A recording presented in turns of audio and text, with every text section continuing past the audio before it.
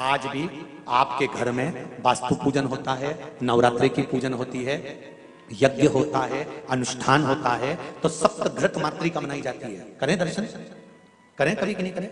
7 बिंदी नीचे लगती हैं, फिर उसके ऊपर 6 बिंदी सिंदूर की। करें दर्शन, किस किस ने करें? ध्यान होगा आप लोगों को। पहले 7 बिंदी सिंदूर की, फिर 6, फिर 5, फिर 4, फिर 3, फिर 2, फिर 1, और 1 के ऊपर चिपकाया जाता है फिर सिक्का। करें दर्शन आप लोगों ने? सप्तघृत मातृका बोलते हैं। सप्तमातृका।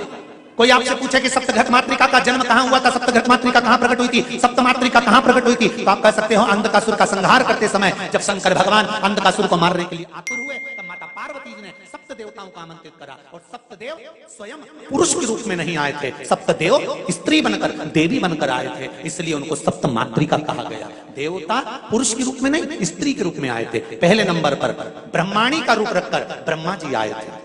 दूसरे नंबर पर कुमारी का रूप रखकर कुमार कार्तिक आए थे। तीसरे नंबर पर वैष्णवी का रूप रखकर भगवान विष्णु आए थे।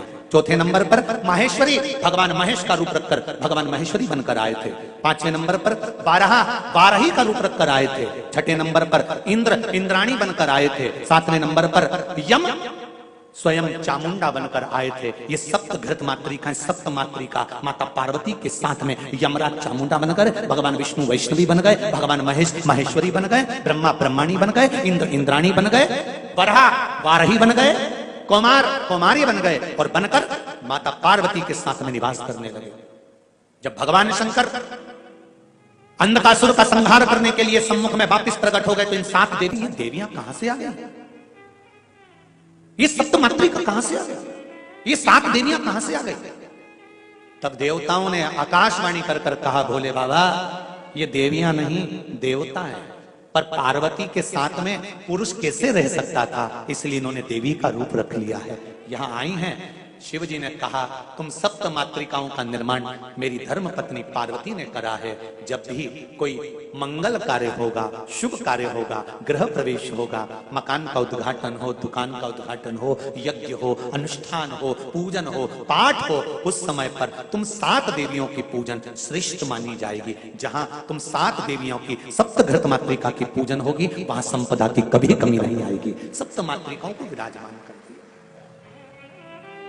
आप लोगों के यहाँ गृह प्रवेश होता है, जिसके यहाँ पर नया घर बना होगा, उसके यहाँ गृह प्रवेश हुआ होगा, तो सप्त मातृका का दर्शन किया होगा।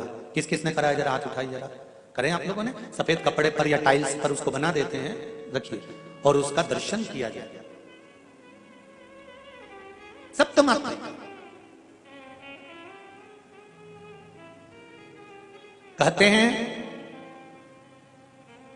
ब्राह्मण सिंदूर में गाय का घी घोलकर, भैंस माता का नहीं और डब्बे का नहीं, गाय का, जम के बोलो जरा, गौ माता का, गौ माता के दूध से मक्खन से निर्मित घी को घोलकर ब्राह्मण देव जब सप्त मातृका का निर्माण करते हैं, तब ब्राह्मण का हृदय प्रसन्न होना चाहिए।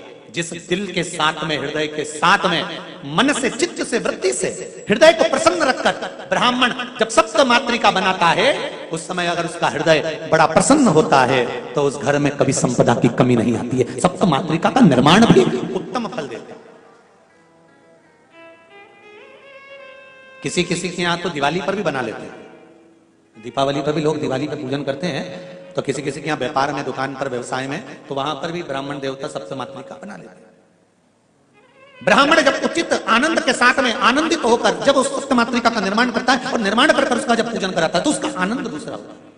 और सप्त मातृका के ऊपर जब ब्राह्मण घी चढ़वाता है, गाय का घी, कौन सा घी? अरे जम के बोलो जरा, गाय का घी जब चढ़ता है सप्त मातृका पर, जब चम्मच से, आदि से जब घी चढ़ाया जाता है, वो घी का रेला जब नीचे तक आता है, जितनी दूर तक वो गाय का घी टपक कर नीचे तक जाता है बहता बहता, उतनी संपदा जिंदगी भर व्यक्ति के घर में बनी रहती है, अगर गृह प्रवेश के समय पर वो घी बनाया जाए।